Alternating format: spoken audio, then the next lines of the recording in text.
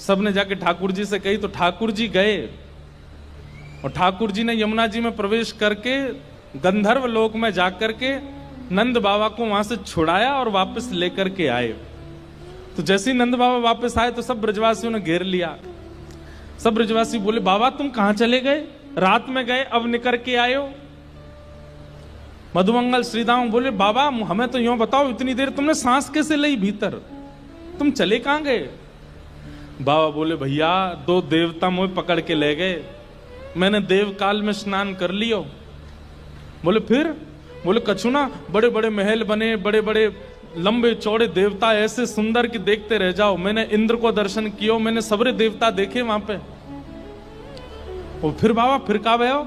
बोले इतने में ही लाला आयो, और जैसे ही लाला आयो, लाला के आते सब या को प्रणाम करने लगे, सब या के चरणन में नतमस्तक है गए, सब या की बलैया लेने लगे, गंधर्वजन या की आरती करने लगे। और सब ब्रजवासी टेढ़े टेढ़े देख रहे हैं, लाला है या पूज रहे हम बे, या की पूजा कर रहे हो इंद्र हम बे। ठाकुर जी इतरा रहे सामने खड़े खड़े, बोले तुम्हें ही ना पूजो मोए, सबरे पूजे तीनों लोक में। सबरे बोले, बाबा सच में यहाँ की पूजा भाई वहां पे? बोले हाँ। अब तो ठाकुर जी का यश बढ़ गया।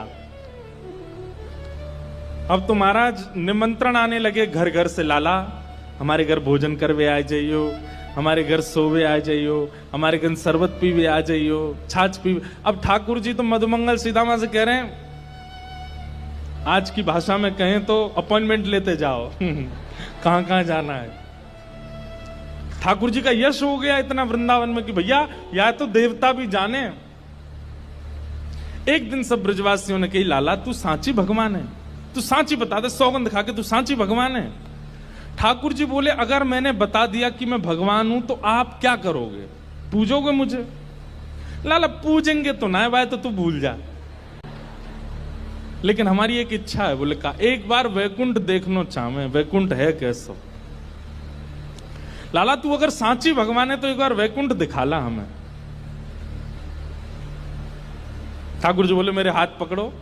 सब रे ग्वाल बालन ने ठाकुर जी के हाथ पकड़े, बोले नेत्र बंद करो।